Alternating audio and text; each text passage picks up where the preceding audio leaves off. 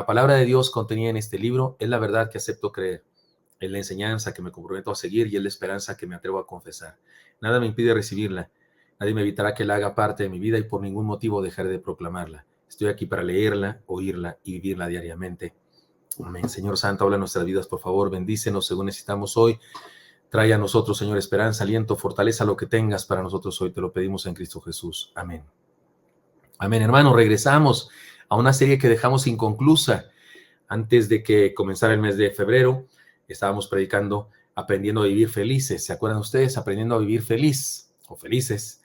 Y iniciamos el estudio del Salmo 20, pero luego se nos atravesó el 14 de febrero y meditamos en este asunto del amor. Hablando de amor, amemos. Fue esa serie durante todo el mes de febrero, pero ahora regresamos al Salmo 20. En la oración, pidiendo la victoria al músico principal, Salmo de David. Así dice en el original, en la Biblia misma, así dice. Y hemos llamado a esta serie, bueno, así le hemos llamado, Aprendiendo a Vivir Feliz, pero también en este particular, usando este Salmo, le hemos llamado Perfil de un Hombre Feliz, porque de eso nos habla el Salmo 20. Repasemos lo que estudiamos hace varias semanas para ponernos en contexto, porque hubo 3 sermones entre el principio del Salmo 20 y el de ahora, entonces hay que repasar tantito. Repasemos lo que estudiamos hace varias semanas. Es probable que este Salmo se usara para cantarlo a David, cantárselo a él. Dice Salmo de David, no necesariamente que él lo escribió. En ocasiones dice Salmo de David, un pasaje, uno de los salmos, pero se refiere a que se le compuso a él cuando era rey. Algunos creen que este se cantaba cuando, como general de las Fuerzas Armadas de Israel, salía frente al ejército a la batalla y que él iba al frente siempre de la batalla y todo su ejército detrás, y que es entonces cuando se cantaba este salmo expresando un deseo benigno para su vida. Es un salmo que produce una bendición, le dice a alguien una bendición. Por eso decíamos la vez pasada que estudiamos que cuando nos saludamos y decimos Dios te bendiga, es lo más correcto, es el ejemplo de la Biblia, decir a alguien Dios te bendiga. Dios te bendice es como informarle algo. Dios te bendice, el otro va a decir, pues sí, ya sabía. Pero cuando decimos Dios te bendiga, es mi deseo. Y es como un deseo que se convierte en oración, pidiéndole, deseo que Dios te bendiga, deseo que Dios esté contigo, y se convierte en una declaración también que es como oración. Leámoslo y encontraremos los beneficios de una vida cercana. Vamos a leer todo el Salmo, aunque tomará varios sermones para estudiarlo verso a verso, pero lo leemos todo junto. Es una canción hermosa. Dice así, se los leo. Usted puede en su casa, por supuesto, irlo leyendo conmigo. Total, no nos interrumpimos unos a otros porque como cada quien está en su casa. Jehová te oiga en el día de conflicto. El nombre del Dios de Jacob te defienda.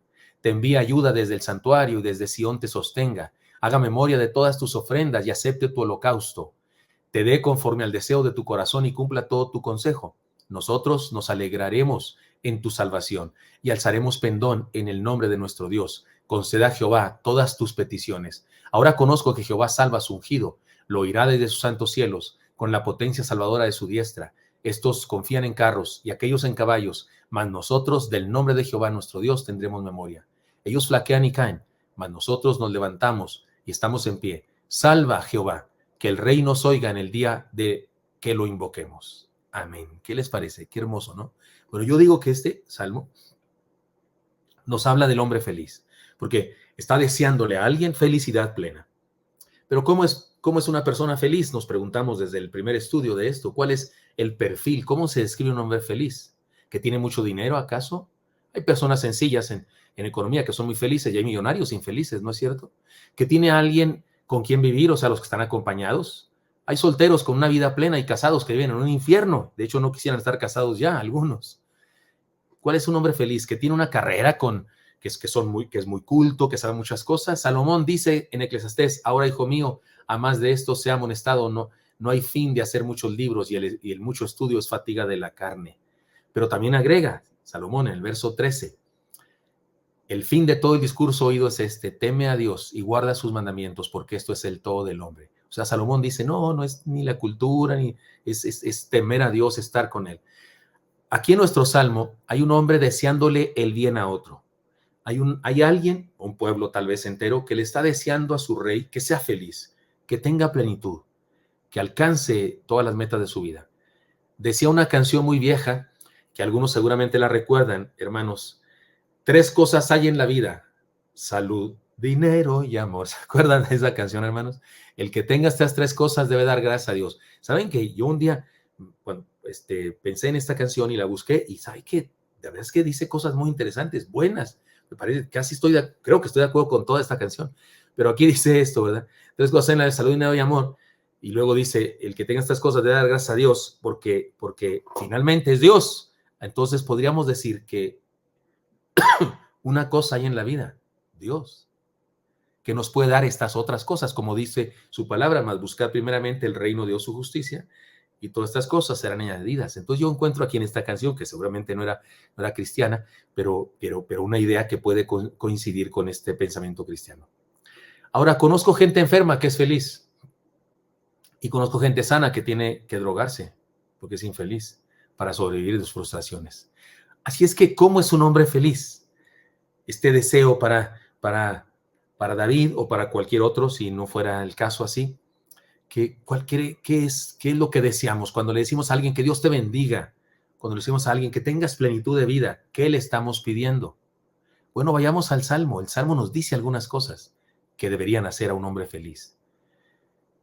Y encontraremos en este Salmo el perfil de quién es como ese hombre feliz. Primera característica, la estudiamos la semana antepasada. Tiene alguien a quien acudir, Dios. El deseo de este salmista que escribe un deseo para alguien, una bendición para alguien, dice, en resumen, que tenga seguridad y dónde acudir en tiempos de dificultades. Le dice, Jehová te oiga en el día de conflicto. El nombre de Dios de Jacob te defienda. O sea, alguien que no tiene dónde refugiarse, en quién acurrucarse, de quién buscar consuelo, puede tener lo que quiera, pero felicidad no tiene. Se trata de una bendición, una bendición de bendiciones. No dijo, Dios te oye. No dijo, dijo, Dios te oiga. Es una bendición, un deseo de bendición. Ojo con eso, no le dijo, Dios te oye. No, le dijo, Dios te oiga. Es una oración para él, un deseo que pase eso en tu vida. Pero es mucho más que eso. Le dice que el nombre de Dios, de Jacob, te defienda. Podría traducirse de esta manera, que el carácter de Dios se haga presente en tu vida en los momentos difíciles, que todo lo que Dios es, porque los nombres de Dios dicen quién es Él. Jehová Rafa, Jehová sanador, Jehová proveedor, Jehová el Adonai, todopoderoso, el Roí, el que te ve. Es decir, todos los nombres de Dios, que todo lo que es Dios, que todo el carácter de Dios se manifieste en tu vida. Uno que tiene a alguien a quien acudir, uno que tiene la bendita dicha de tener a alguien lleno de atributos que le pueda ayudar y bendecir en momentos difíciles. Quien tiene todo eso es feliz. Quien tiene todo eso podemos decir que es feliz y podríamos decir incluso que podría hasta ser pecado ser infeliz y amargado si tienes a Dios. ¿De acuerdo? Dijimos otra cosa la semana antepasada. ¿Cómo es un hombre feliz? El que tiene la oportunidad de ser restaurado. Es decir, cuando cae tiene quien lo levante. Y la frase, el nombre de Dios de Jacob te defienda, es muy significativa. Dios es Dios. Y que nos escuche es de por sí una gran bendición. Sin embargo, referirse a Dios, este salmista, como el Dios de Jacob, cuando le dice a alguien, el Dios de Jacob te bendiga, está refiriéndose a ese Dios que transforma, el Dios que transforma, perdona, el Dios que da nuevas oportunidades, el Dios que nos puede hacer mejores cada vez, porque Jacob es aquel tramposo que engaña a su padre, engaña a su hermano, se aprovecha de su hermano y su hambre, engaña a su tío, y finalmente se enfrenta con un ángel y aquella lucha y esas cosas y le cambian de nombre. Ese es el Dios de Jacob, el que le cambia de nombre a uno, el que de tramposo te convierte en príncipe de Israel. Que Dios te bendiga, aunque no seas perfecto, que te restaure, te perdone y te cambie. Eso es lo que quiere decir el Dios de Jacob te bendiga. Así que, hermanos míos, un hombre feliz es aquel que cuando cae se levanta, que tiene la posibilidad de comenzar de nuevo, que sigue adelante. Por eso, la bendición de este versículo que estudiamos hace unas semanas podría traducirse así. Que siempre tengas la posibilidad de acudir a Dios, que puedas buscarle en oración y encontrarlo, y que Él les bendiga transformando sus vidas, que les dé nuevas oportunidades de seguir, que les perdone sus pecados y se levanten para continuar en la lucha y tener éxito. Amén. Creo que este es el repaso de la semana pasada. Espero que sea bendición para todos. Si usted no estaba en esa ocasión, aquí fue un repaso, aunque puede ir a la internet y buscar el sermón completo. Ahora vamos a la enseñanza de hoy, aprendiendo a vivir feliz. Salmo 20, oración pidiendo la victoria al músico principal. Salmo de David, perfil de un hombre feliz, segunda parte. Como dijimos, En el sermón anterior se trata de una canción de buenos deseos para un hermano, porque es una canción. Es probable que se usara para cantárselo a David cuando va a la guerra, lo cual es significativo porque le deseamos lo mejor. En la batalla, expresa un deseo benigno, insisto. Ya dijimos, el resumen es, tiene a quien acudir, tiene la oportunidad de ser restaurado, pero ¿qué más? Vamos a leer ahora solamente los versículos 1, 2 y 3. Jehová te oiga en el día de conflicto. El nombre de Dios de Jacob te defienda. Y luego sigue diciendo, te envía ayuda desde el santuario, desde Sión te sostenga. Haga memoria de todas tus ofrendas y acepte tu holocausto. Hasta ahí lo dejamos, ya habíamos leído todo el salmo completo. Ahora, he aquí otro rasgo del perfil de un hombre feliz. Tercera característica, porque ya dijimos dos. Tiene a quien acudir y tiene quien lo restaure. Tercera característica de un hombre feliz. Disfruta la vida. Debía añadirle aquí al principio, tiene una razón para disfrutar la vida, vamos a llamarlo así. Tiene una razón para disfrutar la vida. Tiene una vida de fe plena, dentro y fuera del templo. El texto dice, te envía ayuda desde el santuario y desde Sión te sostenga.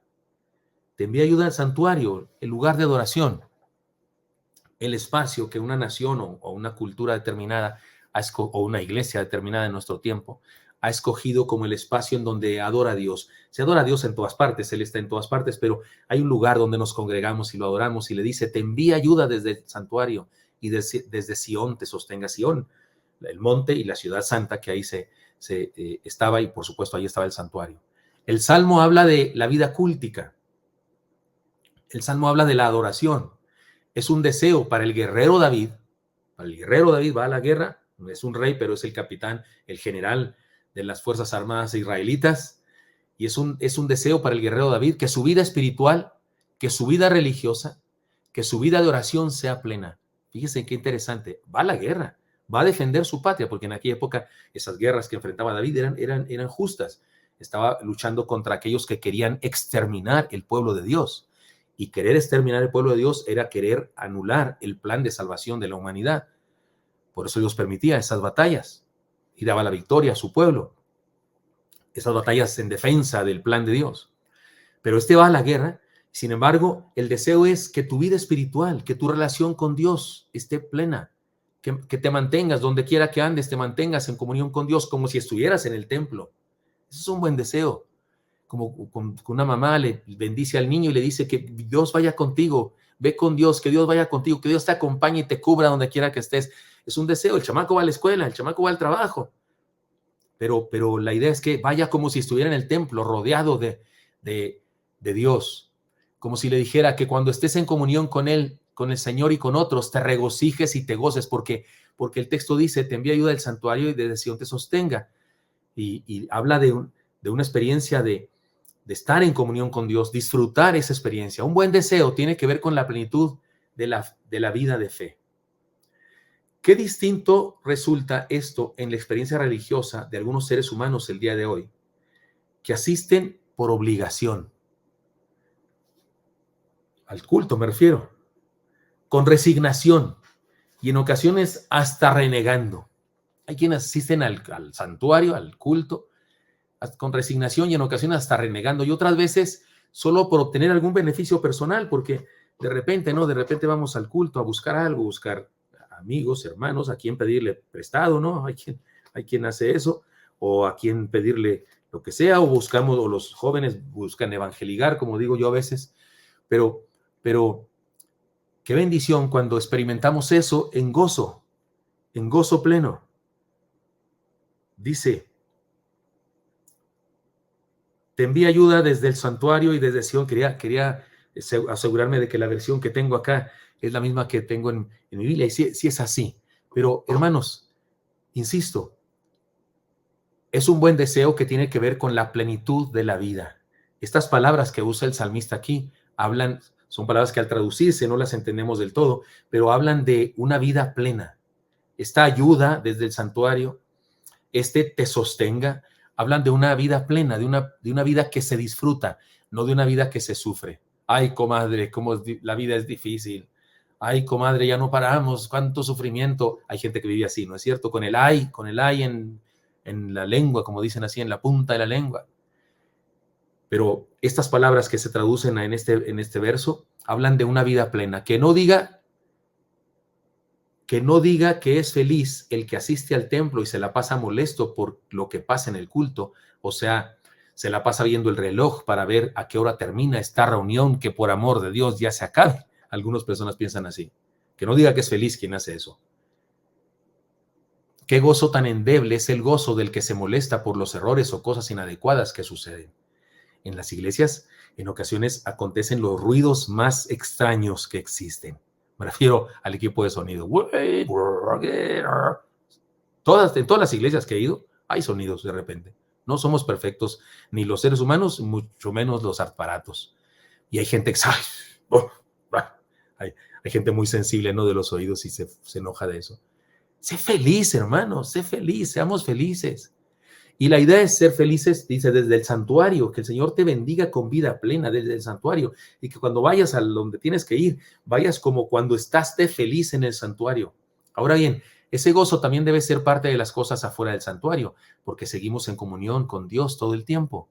Así que podemos decir que el deseo que se manifiesta en el Salmo habla de la posibilidad de disfrutar la vida espiritual y disfrutar la vida en lo general. La vida cristiana se hizo para ser feliz, para disfrutar. Spurgeon dijo, si hubiera más cristianos gozosos, habría más conversiones. ¿Qué le parece esto? Carlos Spurgeon, el gran predicador, aquel llamado el príncipe de los predicadores, dijo, si hubiera más cristianos gozosos, habría más conversiones. ¿Qué le parece esa idea? Bueno, y el ateo aquel que dijo, si queréis que crea en vuestro Redentor, necesitáis parecer más redimidos. Traducción, si quieres que crea en tu Dios que da gozo, pues necesitas estar más gozoso para parecer que de veras tienes ese Dios. En resumen, lo que dice esta bendición, este deseo lleno de esperanza para otro es esto, que cuando tengas luchas, disfrutes mucho caminar con Dios. Porque ese versículo 3 es hermoso. Insisto, las palabras traducidas al español no lo dejan ver tanto, pero en el hebreo sí se expresa. Dice, hay 20, perdón. Te envíe ayuda desde el santuario y desde Sion te sostenga. Que cuando tengas luchas, sigas disfrutando mucho caminar con Dios. Otro rasgo del perfil de un hombre feliz es este. Disfruta la bienaventuranza de dar. Porque acuérdense, estamos hablando de la vida feliz. Una vida feliz, pues una vida que disfruta ciertas cosas, algunas de las cuales algunos otros no las disfrutan. Disfruta la bienaventuranza de dar. Haga memoria de todas tus ofrendas y acepte tu holocausto. ¿Se entiende holocausto? Sacrificio de un cordero, de una vaca, de un palomino, de una paloma. No damos para que nos dé los cristianos. No le pagamos para que nos bendiga. Las ofrendas, las primicias, los diezmos, las limosnas, no son impuestos religiosos, ni son cooperachas de la comunidad de fe. Son actos de adoración, actos de amor, actos de fe. Le damos porque Él merece que le demos y le damos porque deseamos tener una comunión con Él. Sin embargo, cuando le damos, es decir, cuando tenemos contacto con Él, encuentro con Él, porque al darle tenemos un encuentro con Él, Él nos bendice, eso sí, nos bendice. De eso se trata la solicitud de Dios, de que demos los diezmos, ofrendas, primicias y limosnas, de eso se trata. Él quiere darnos la oportunidad de que le bendigamos para bendecirnos. Es una oportunidad que nos da para que nos relacionemos con Él de una manera que involucre nuestra voluntad, nuestra entrega. ¿Por qué? Porque no es cierto, los diezmos, ofrendas, primicias, limosnas, en realidad son cosas que Él nos dio. O sea, yo tomo de mi cartera lo que Él ya me dio a mí primero. Uno dice, Señor, ¿por qué no te lo queda? No, alguien diría, ¿por qué no te lo queda, Señor? Y así no hay problema, así ya no fallo, así ya no ando de tacaño acá robándome los diezmos. Mejor eso no me lo des, eso que te corresponde a ti no me lo des. Y ya yo lo recibo todo lo demás, ya sé que todo lo demás yo me lo voy a quedar, ya no te tengo que andar dando. ¿Se imaginan qué insensatez es eso?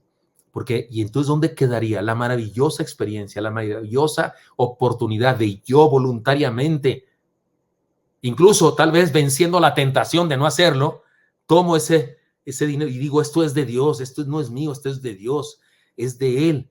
No puedo quedármelo porque sería yo un malagradecido, sería yo un necio de no hacer su voluntad cuando me da esta gloriosa oportunidad y voy y lo doy. No habría eso. Por eso Él me bendice en abundancia y una parte de la bendición que me la da para que yo la entregue y para darme esa oportunidad. Y además, me permite vivir el gozo de hacer eso, la felicidad de hacer eso, la bendición de dar y disfrutarlo a plenitud. Yo siempre pongo este ejemplo. Es como los niños. Yo no sé cómo es ahora, si todavía siguen haciendo eso, porque han cambiado tantas las cosas y la educación pública está por las nubes, no por las nubes, por los agujeros, pero yo no sé cómo es ahora, creo que ya abolieron el Día del Padre en las escuelas, ya no hay Día del Padre, porque aquello del patriarcado opresor y no sé qué, ahora es el Día de la Familia, algo así, pero ¿recuerdan cuando nos daba nuestra mamá dinero para el trabajo manual? Y el trabajo manual era para hacer un regalo a nuestra mamá. ¿Quién nos daba el dinero? Pues nuestra mamá. Y hacíamos ahí un trabajo manual maltrecho. A veces la maestra entraba ahí y ella lo hacía más bonito y le entregamos a nuestra mamá lo que ella nos dio. Una mamá podría decir, pues está re feo esta cosa, no sé, este álbum de fotos para poner las fotos. Yo me acuerdo haber hecho un álbum de fotos o este florero o esta lámpara, una botella de vino fino que nuestro papá había dejado por ahí, yo qué sé, ese agujero le metes un alambre, no sé qué, haces una lámpara, cosas que hacíamos, pero ellos nos dieron dinero para hacerlo y luego se lo regalamos. Y tal vez pudieran decir, pues yo mejor me hubiera comprado una más bonita porque esta le quedó bien fea a mi hijo.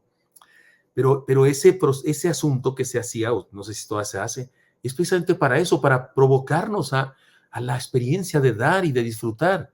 No es otra cosa, insisto, no es cooperacha ni impuesto, nada, es una oportunidad para el dar. Y resulta que eso se disfruta. Y quien no disfruta eso, pues no es un hombre feliz. Y sigue diciendo, y acepte tu holocausto. O sea, le dice Dios le dice el pueblo o el salmista a David, haga memoria de tus ofrendas, que Dios se acuerde de tus ofrendas y tú disfruta eso de que le diste a Dios, que Dios sabe que haces eso, recuerda eso, y luego le dice, y acepte tu holocausto. Y esta frase nos remite, por supuesto, seco directo, nos remite al Génesis, porque en el Génesis se nos narra de la ocasión en la que la primera vez que dos hermanos, los primeros descendientes de la primera pareja, entregan un holocausto, una ofrenda a Dios. Y Abel entregó un holocausto de lo mejor de su ganado y Dios lo aceptó. Pero Caín también ofreció un holocausto de su siembra y Dios no lo aceptó o no le fue grato a Dios. Recuerdo a una monjita yo en mi escuela, mi maestra, que dibujó esta escena en el pizarrón y me enseñó la diferencia que existe entre ser aceptado o no por Dios.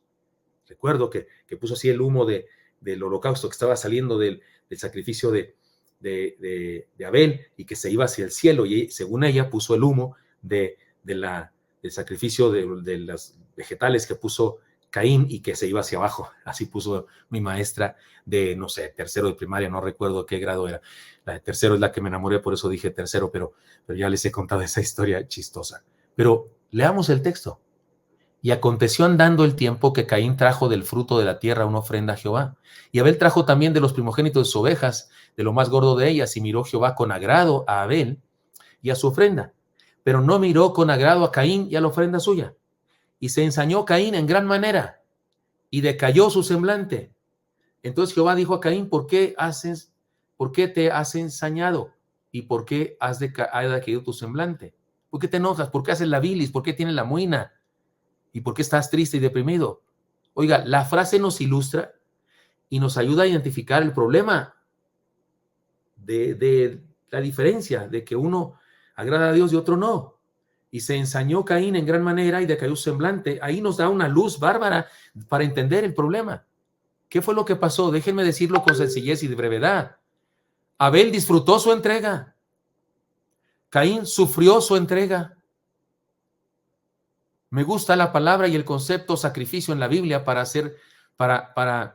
hace falta explicarlo, porque usamos la palabra sacrificio y aquí se habla de un sacrificio.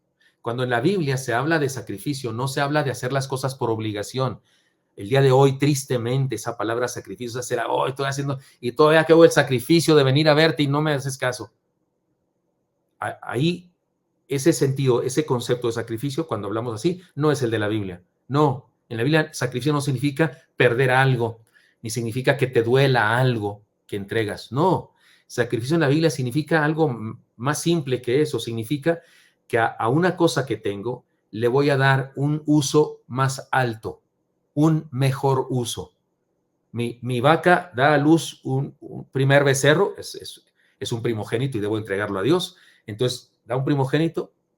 En lugar de comérmelo, en lugar de dejar que ese becerro crezca y se convierta en carne y me lo voy a comer bien sabroso, unas chuletas del 7, nomás que no sean el 7 luego, decía mi papá, en lugar de hacer eso, lo voy a entregar a Dios.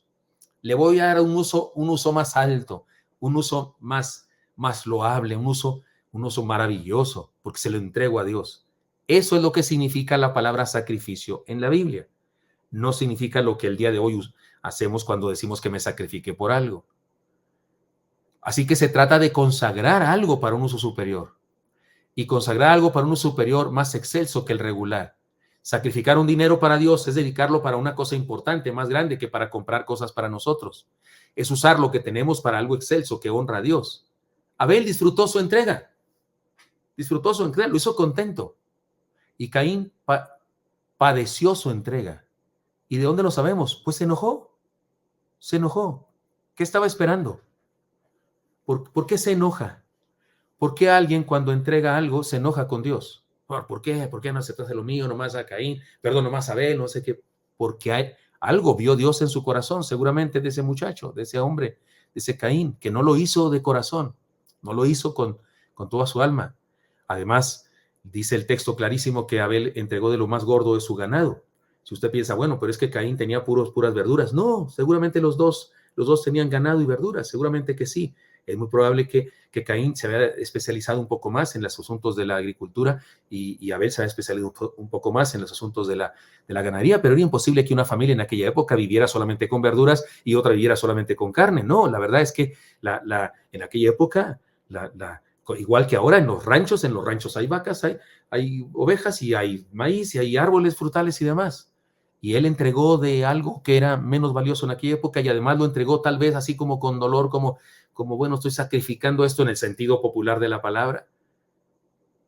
Si se lo decía, perdón, me parece que entonces la diferencia es esa. Uno disfrutó la entrega y el otro padeció la entrega.